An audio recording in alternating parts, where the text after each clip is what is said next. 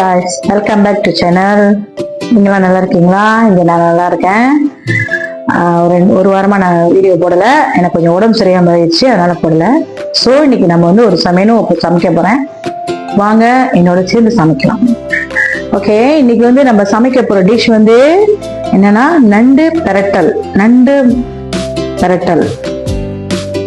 அதுதான் இன்னைக்கு நம்ம சமைக்க போகிற மெனு. பாருங்க, அதுக்குள்ள ஜாமான பாருங்க. இது வந்து 1/2 கிலோ நண்டு சுத்தம் பண்ணி கழுவி வச்சிருக்கேன். இது வந்து 3 வெங்காயம். இது வந்து அரைக்க வேண்டிய ஜாமான், நல்லா வறுத்துட்டு நம்ம அரைக்க வேண்டிய ஜாமான். மல்லி, கருப்பு மிளகு, சீரகம், கொஞ்சம் பெரு சீரகம் எல்லாம் சேர்த்து நம்ம அரைக்க வேண்டியது, வறுத்து அரைக்க வேண்டியது. இது அதுக்கு பட்டை மிளகா அதுவும் சேர்த்து போட்டு அரைக்க போறோம். இதெல்லாம் வந்து வறுக்கிறது, இதுவும் அதுக்குள்ள அது அரைக்கிறது. பிளஸ் வந்து அந்த முந்திரி பருப்பும் அரைக்கிறது, கருவேப்பிலையும் நம்ம வந்து அரைக்கிறது. வாங்க இப்ப செய்யும் முறையா அரைக்கிறது. இது வந்து அரைக்கிறது பாருங்க. மல்லி, சீரகம், கருப்பு மிளகு இது வந்து நல்லா கொஞ்சம் வறுப்படணும். அதே போல காஞ்ச மிளகா ஒரு 4-5 எடுத்துக்கோங்க. எனக்கு உரப்பு குறைவா வேணா அவங்கவுங்களுக்கு இது மாதிரி. அப்புறம் முந்திரி பருப்பு இதுவும் எடுத்துக்கோங்க.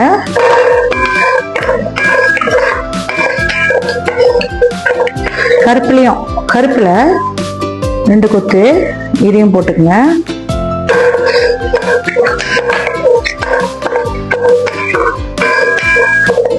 தேங்காய் பூ இந்த அளவுக்கு 3 கரண்டி இதையும் போட்டு வறுத்துருங்க லேசா. வாசனை வர அளவுக்கு வறுத்துட்டு அப்புறம் நம்ம அரைச்சிக்க வேண்டியதான். நல்லா வாசனை வருது, நல்லா கம வாசனை வருது. சீரகம், மல்லி, மிளகு, அப்புறம் பெருசீரகம் கொஞ்சம் போட்டு எல்லாத்தையும் பட்டை மிளகா எல்லாம் போட்டு நம்ம இதை வறுத்துடணும். ரொம்ப வறுக்க வேணாம், ஓரளவுக்கு ஒரு வாசம் வந்துட்டோன்னா நம்ம எடுக்கிற வேண்டியதான். ஒரு பேஸ்ட் மாதிரி நம்ம அரைச்சிக்கணும்.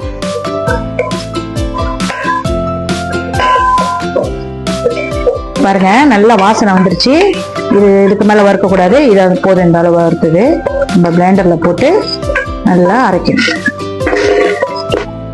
பார்த்துக்குங்க, இந்த அளவுக்கு தண்ணி ஊற்றி நல்லா ஒரு பேஸ்டா அரைச்சிக்கோங்க. ஓகே, நம்ம எண்ணெய் ஊற்றி வச்சு பாருங்க.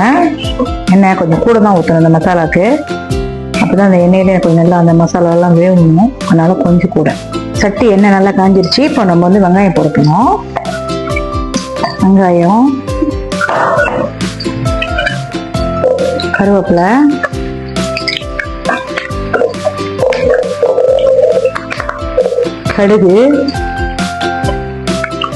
கடுகு ஒரு கரண்டி.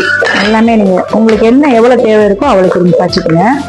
அடுத்தது வெந்தயம். கண்டிப்பா நண்டு கறிக்கு மீன் கறி மாதிரியே வெந்தயம் போடணும், அப்பதான் நல்லா மணமா இருக்கும்.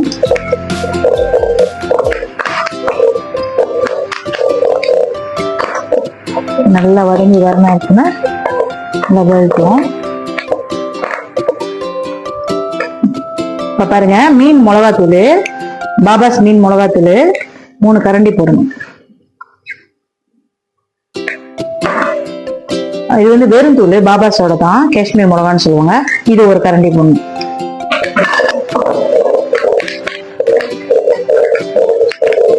இப்போ வந்து இஞ்சி பூண்டு வந்து எண்ணெயிலே முதல் போடக்கூடாது, ஏன்னா இதெல்லாம் போட்ட பிறகுதான் நம்ம அதை போடணும்.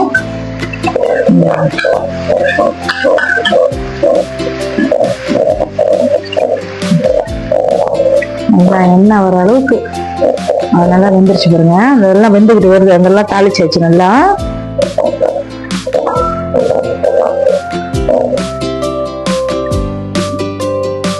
ஓகே, வறுத்து அரைச்சிட்டு பாருங்க.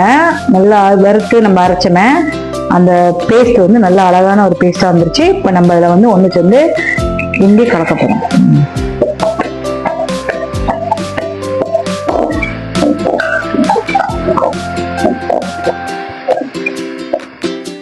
அதுலயே புளி கரைச்சி வச்சிருக்கேன், அதையும் ஊத்திருங்க.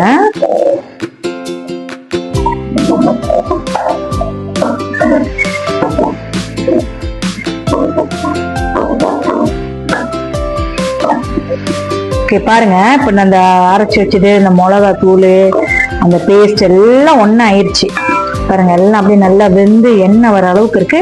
இப்போ கொஞ்சம் நம்ம அந்த மங்குல எண்ணெய் அரைச்சி கொஞ்சம் தண்ணி ஊற்றணும். நல்லா மணமா இருக்கு, வாசமா இருக்குது. இப்படி ஒரு நண்டு குழம்பு ருசியா இருக்கும் பாருங்க. இப்ப நல்லா கொதிஞ்சு மசாலா எல்லாம் நல்லா ஒண்ணு சேர்ந்துருச்சு. நல்லா கொதிச்ச எண்ணத்துல நம்ம வந்து அந்த நண்டை வந்து நம்ம சுத்தப்படுத்தின நண்டை வந்து அரைப்போம்.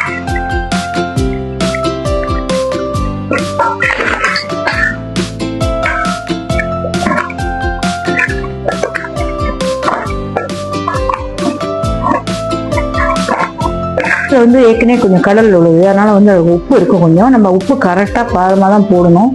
இது பட்டுன்னு உப்பு வந்துடும். ஸோ நான் எவ்வளவுதான் உப்பு போடுறேன் பாருங்க.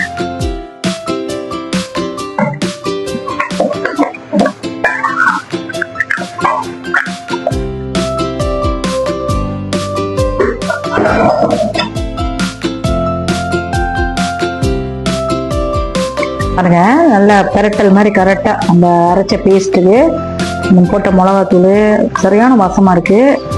அப்படியே கம கமன்னு இருக்கு, அப்படியே வெந்துக்கிட்டு வருது.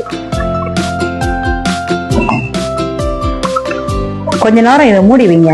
மூடி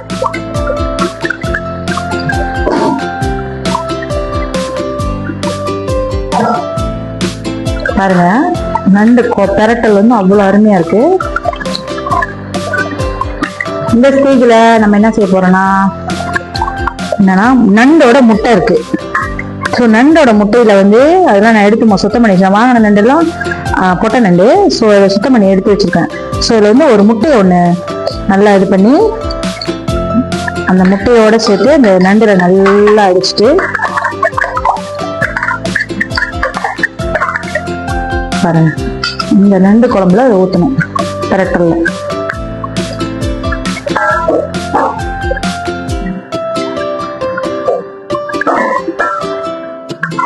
கிண்டி விட்டு கொஞ்ச நேரம் மூடிடணும்.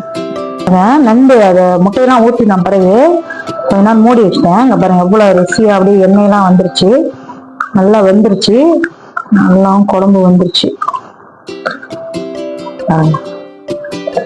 ஒரு 10 நிமிஷத்துல அந்த சமையலை முடிச்சிடலாங்க. நண்டு சமையல ரொம்ப வேக விட்டோமோ அது வந்து ருசி இருக்காது.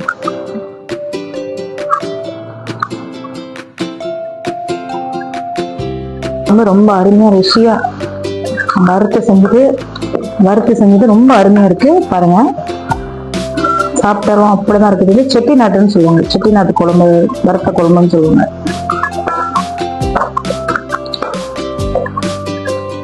இன்னும் ஒரு 3 நிமிஷத்துல நம்ம கறி எடுத்துடலாம். பாருங்க, நல்லா எண்ணெயெல்லாம் திரண்டு வந்துருச்சு, குழம்பாவும் இருக்கு, பெரட்டல் மாதிரி. பாருங்க கரெக்டா இருக்குது. இந்த பதம் போதும், அடைச்சிடுங்க, எடுத்துடலாம்.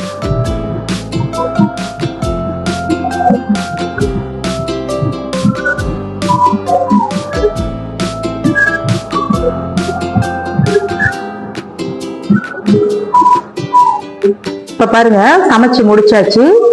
நல்ல ஒரு பக்குவமான ஒரு ஸ்டேஜுக்கு வந்துருச்சு. இது நண்டு பெரட்டல். நீங்களும் முடிஞ்சா செஞ்சு சமைச்சு பாருங்க. சமையல வந்து செஞ்சு பாருங்க. ரொம்ப சிம்பிளா 1/2 மணி நேரத்துல நீங்க ஒரு 10 நிமிஷத்துல நீங்க செஞ்சிடலாம். ருசியான ஒரு செட்டிநாட்டு குழம்பு மாதிரி வறுத்து அரைச்ச நண்டு குழம்பு உண்மையிலே ருசியா இருக்கும். தொடர்ந்து பிடிச்சிருந்தா சமைச்சு பாருங்க. ஏதாவது சமைக்கணும்னா நீங்க எனக்கு கமெண்ட் பண்ணுங்க, நான் சமைக்கிறேன். ஓகே, தேங்க்யூ, வணக்கம். என்னை சப்போர்ட் பண்ணதுக்கு ரொம்ப நன்றி.